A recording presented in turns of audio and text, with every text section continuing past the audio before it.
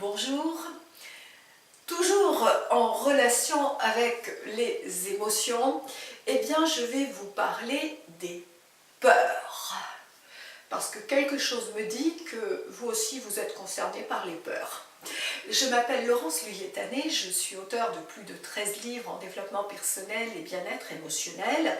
Et donc j'ai un background depuis plus de 20 ans en tant que psychothérapeute et aujourd'hui je travaille très spécifiquement sur les processus de transformation en englobant autant le travail physique, mental, émotionnel et spirituel. Alors, cette émotion de la peur, c'est pas rien. La peur, c'est une émotion fondamentale qu'on a tous et qui est ce que je vais appeler moi une émotion entre guillemets primitive. Pourquoi primitive? Parce qu'en fait, nous sommes programmés en tant qu'humains au niveau donc de notre cerveau pour éviter le danger, pour faire face au danger.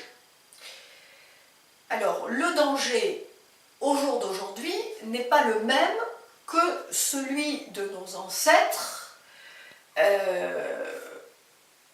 Et quand je parle de nos ancêtres, je ne pense pas à votre grand-père, votre grand-mère, je pense à Néandertal, Cro-Magnon. Vous voyez, donc ça remonte déjà à quelques années. En fait, à l'époque, eh bien, l'être humain vivait de telle manière qu'il y avait des dangers autour de lui, avec les animaux, avec les populations, les guerres, et qu'il devait par conséquent faire face à ce danger.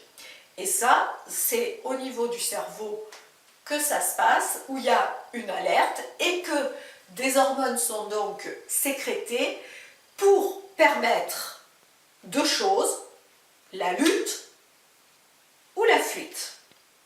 Voilà. Donc, avec les peurs, on a effectivement la lutte ou la fuite. Et ça, donc, c'est inné en nous.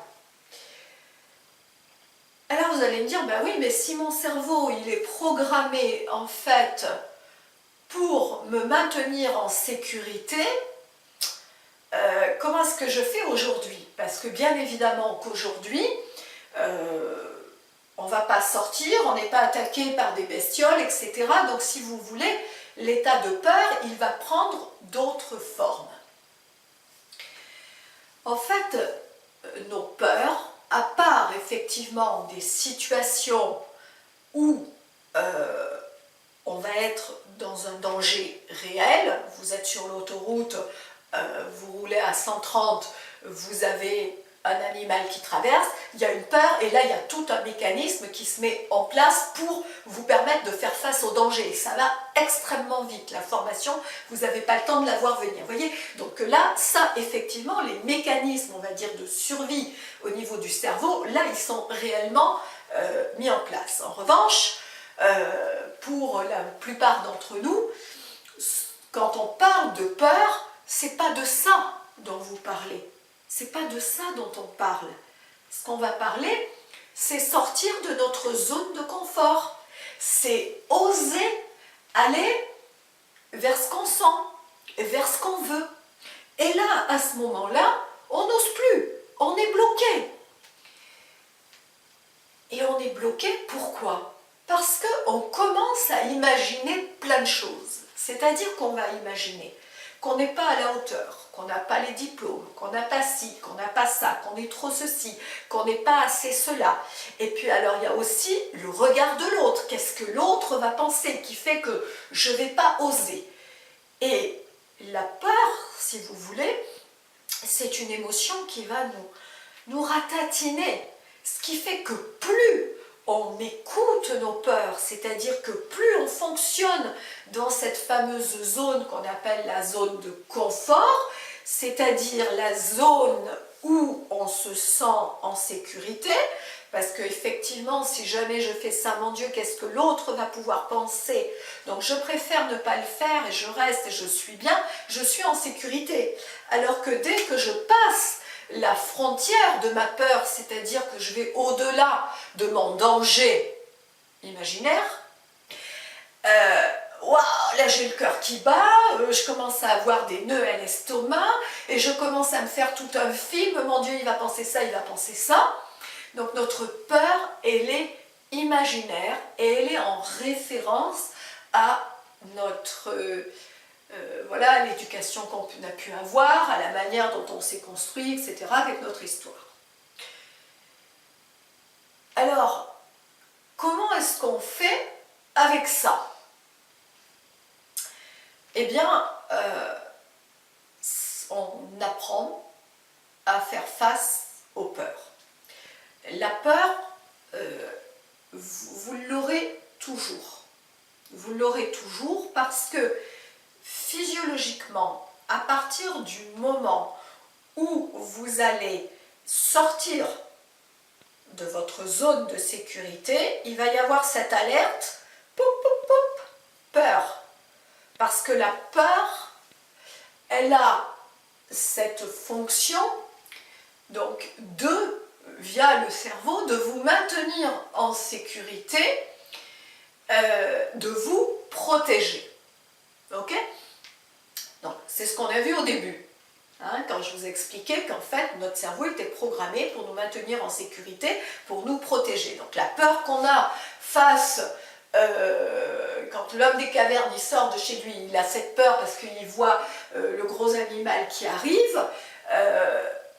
Voilà, protection. Donc, tous les mécanismes se mettent en place. Bon, aujourd'hui, quand vous devez aller faire une démarche importante, mais que vous vous dites mon Dieu, mais comment, qu'est-ce qu'on va penser de moi, je ne vais pas être à la hauteur, et ceci et cela, c'est pas le gros animal qui sort, c'est votre fantasme, votre imagination qui vous dit ah oui, mais il va penser ci, il va penser ça. Vous voyez, ce sont ces pensées qui remplacent le gros animal, qui fait que, waouh, là, alerte rouge, j'envoie la peur. Il faut savoir que toutes les personnes qui ont construit, qui ont réalisé des grandes choses, toutes sans exception ont connu la peur. Pourquoi? Parce que à travers ce que je vous ai expliqué, vous voyez que ces personnes, elles sont sorties de leur zone de confort. Elles sont allées vers ce qu'elles voulaient. Et nécessairement, la peur est venue. Elles en avaient conscience. Sauf que, effectivement, là, il y a deux manières de faire.